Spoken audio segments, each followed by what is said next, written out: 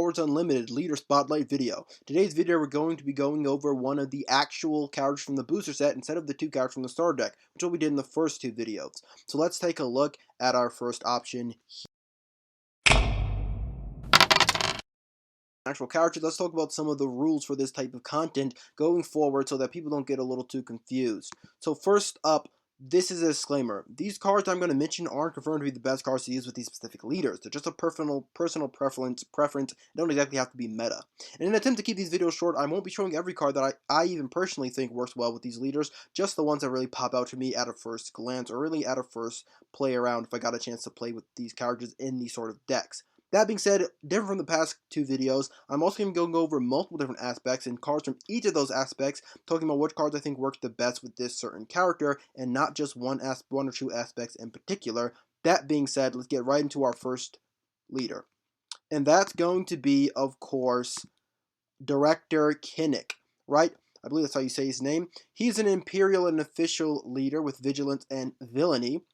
He has an ability here that each friendly damaged unit gets +1 power and +0 HP. Now he has an epic action that if you control 5 or more resources, you can deploy him as a leader, like most leaders do. And when you do deploy him, he becomes a 2/7 unit on the full field, and being the fact that you only need 5 resources to deploy him on the field, he's actually one of the cheaper units to get out there, right?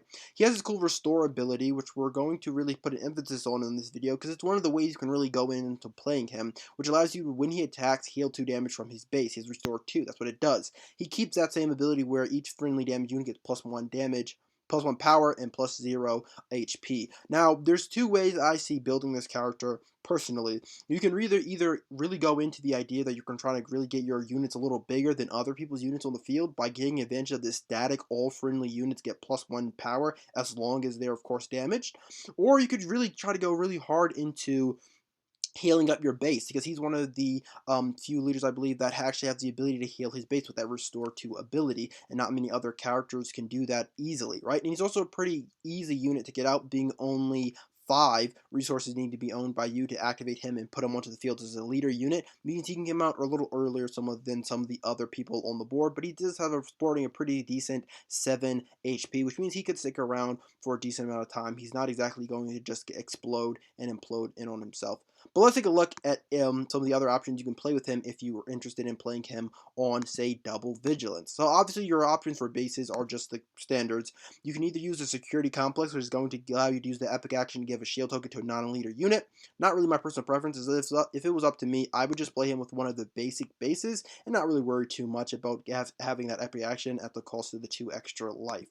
Now, right out of the blue, Vigilance and Darkness and Villainy aspects, you can take a look at Death Trooper, which is obviously a card tailor-made for him. It's a 3 cost unit, 3/3 stat line, Imperial and Trooper. When you play, you can deal 2 damage to a friendly ground unit, and then 2 damage to an enemy ground unit. So that'll damage some of your own units to activate Kenric's ability, but then it also allows you to do a little bit of damage to your opponent's units as well, which can be obviously a benefit to you. Then you can also play Scout Bike Pursuer, which is another card that I believe is tailor-made for Kenric. It's a 2 cost unit with 1 force as the stat lines, of course, Imperial and Trooper, and has Grit, which is an ability that works really well with Kenric, which says that this unit gets +1/+0 for each damage on it. Now, obviously, if you pair him up with Death Trooper right there, you can deal 2 damage to him and give him +2, of course, power to the Scout Bike Pursuer, and then, of course, Kenric give him a +1 more plus power, so then he'll be going up to an easy 4 power, although he'll have 2 damn health remaining there, but at the same time, it's very proficient and efficient combo you can do there with Kenric and the Death Trooper. Some other cards from Vigilance you want to take a look at is the Academy Defense Walker. Now, this card essentially just says that you can go ahead and, first of all, it has Sentinel, of course, and then when you play, you can give an experience token to each friendly damaged unit, which is an important thing to give out, because experience token is going to essentially look just like a +1/+1 counter, and that's all essentially that it really is. And so what that allows you to do is that when you have damage units on the field, of course, you'll be damaged in with your own cards, and then you'll be damaged through battle as well. You can give them experience token, so obviously this card works a lot with Kenric here, and obviously it also has Sentinel protecting you. It's a 6 cost unit, but it is a nice 5/5 stat line there for you to play around with.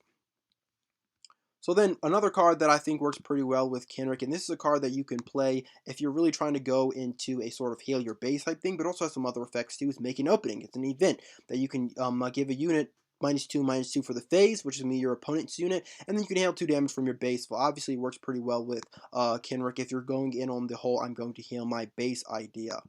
And then finally, we have Devotion, which goes into the same vein. Okay, if you want to play I'm going to heal my base Krennic, then you can play this card as well, which is going to give you the ability to restore 2 from your base when you use it as a upgrade there. It's only costs 2 and it gives +1, so it's a pretty decent upgrade for that particular purpose. Now, if you want to play Krennic on aggression, you have the obvious options. My personal favorite is still just going to be the basic base, because I don't think he really needs to get access to this ability, but of course it's up to you to decide whether you think he needs it or not.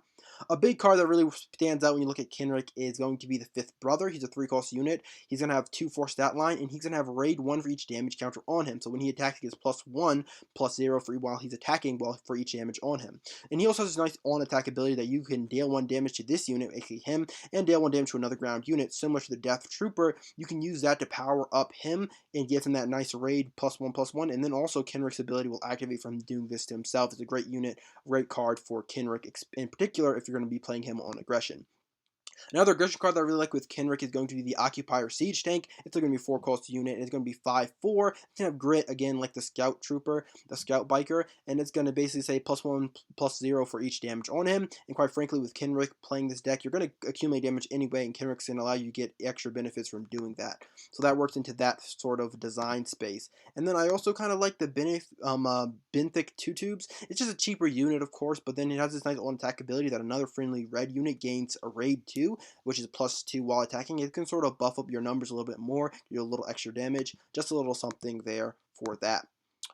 So for some tactics, I like, or rather some events, I like Bombing Run. It's a 5-cost event, but of course, you can choose an arena and deal 3 damage to each unit there, which can be your own unit, and that can activate Kenric's ability on them, or it could, and then of course, it's also going to do damage to your opponent's units, and it's going to be able to allow you to take them out of the board if they're a weaker unit, or of course, it can even mean that you can just soften them up for you to come in and finish them off with a nice swing.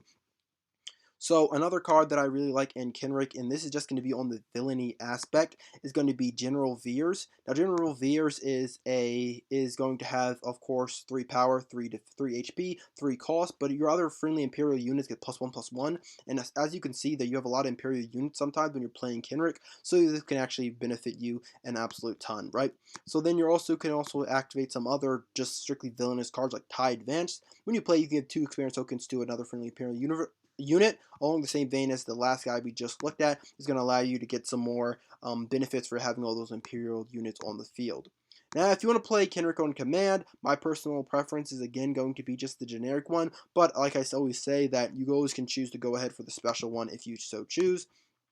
Now, the first one we're going to look at here is the Vanguard Infantry. It's a 1-cost, 1 power, 2 HP unit. And when you defeat it, you can give an experience token to a unit. When it is defeated, rather, it has 2 HP. So when it's dealt a damage by any means, as long as it's just 1 damage, then Kenric's ability to activate it becomes a 2/2, and then it can swing out and die. And then, of course, you can give an experience token to a unit, which means that you actually get a benefit from it being damaged there. Just a little small unit to add into your Krennic deck. I also like Colonel Yularen, I believe, and it's going to be a 2-cost unit with a 2 power and 3 HP. But when you play a green unit, if you're playing a command unit, then you can actually heal 1 damage from your base, and that includes when you play Yularen himself. So if this is sort of going to the idea that I want to be healing my base when you're playing Krennic, right? So after that, you can take advantage of some other cards, such as the Consortium Star Viper. It's going to be a 3-cost unit, 3 power, 3 HP, and while you have the initiative, the unit gains Restore 2, again on that same vein of I'm going to heal my own base and try to stay alive as long as possible. You can also take this event. It's a tactic. I kind of like it. It's just an interesting thing to think about. It's a 3-cost event, but a friendly unit will deal damage equal to its power to an enemy unit, and essentially that's going to allow you to do some extra damage. Because you're playing Krennic, almost all of your units are going to at some point have +1 power more than other people, so this card just becomes a little bit better in Krennic than maybe some other decks, right?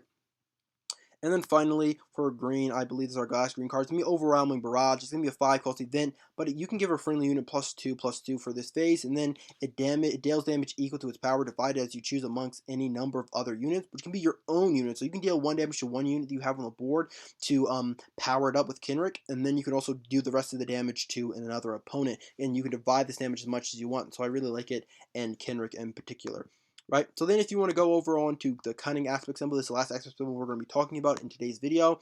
You can, of course, use the Jeddah City to then, of course, give a friendly unit, non-leader unit, or rather not friendly even, -4, -0. But again, my personal preference would just be the generic base here for the extra health. And then first off, you have the ISB agent. Instead of one cost unit, it's going to be 4 power 3 HP. But when you play, you can reveal a Vit from your hand. If you do, deal 1 damage to a unit, which can be your own to power up with Krennic, which is why it's pretty interesting. It can be this unit to power him up with Krennic, and that could be your opponent's unit if you want to take it off the barrel board or weaken it. So there's a little bit of versatility in the Krennic deck in particular, right? So then you also can use the Pirated Starfighter. It's a 2-cost unit with 2 power and 4 HP. It has raid, so it can get more power while attacking. And when you play, you can return another friendly non-leader unit to its owner hand. So if once you're playing with Krennic and you have some damage on your own units from your own abilities or your opponents, that means you can actually pick up some of the cheaper units, maybe like the ISB agent, and play them down again to get their effects again, but also so that they become completely fully healed and to be back in action again, essentially.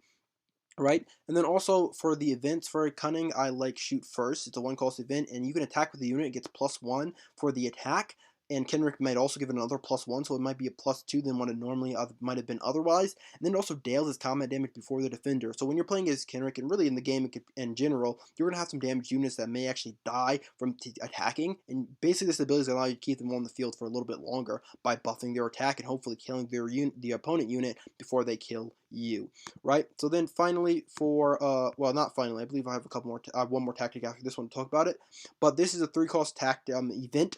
It's a trick, not a tactic. Lay Way, and it's going to allow you to return a non-leader unit to its owner's hand. Again, the same idea as the other card, the Pirated Starship. It's going to allow you to essentially pick up units from the field and sort of fully heal them, quote unquote. Of course, you have to replay them back down for a cost, but obviously it's going to allow you to get some of those extra effects when you play them and essentially heal them back up to be used again in the future if you so need to. And then the final event is just going to be Snapshot Reflexes. When you play it onto a unit, you can attack with the attached unit, and it's going to give you a +1, +0. It essentially gives you 2 actions at once. And of course, like I said, you might have a damaged unit that might die really quickly, but has a +1 power from Krennic, and this is going to give you +1 and maybe a little health to stay around longer. But also, that means it can attack into another opponent's unit and hopefully take advantage, or the base, of course, and take advantage of the fact that the unit is currently still alive and still has that plus power from Krennic. But that's going to be all the cards we're going to talk about in today's video. We're just a quick spotlight on, of course, Krennic as a character, and we're going to go over some more leaders in the future, and we're going to take a look at some more cards from Star Wars Unlimited, so make sure you guys stick around. Well, that's going to be all for now, but if you guys enjoyed this video, make sure you guys go ahead and watch some of our other videos that we've made on this channel. Also, give this video a like if you thoroughly enjoyed it. And of course, subscribe to the channel so you don't miss any of our future content. And I hope to see you guys back at the Roost.